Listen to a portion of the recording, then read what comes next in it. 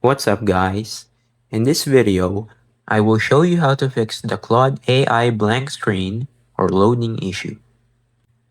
First, open your browser and click the three-dot menu in the top right corner.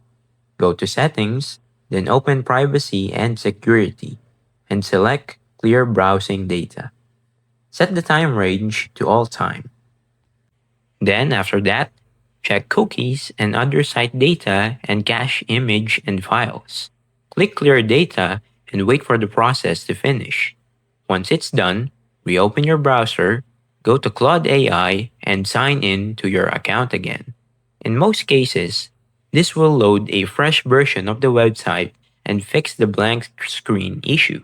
If the problem continues, try opening Claude in an incognito window or a different browser to check if a browser extension is causing the issue. And that's it. That's how to fix Claude AI blank screen or loading problem. If this video helped you, don't forget to leave a like and subscribe. And I'll see you guys in the next one. Peace.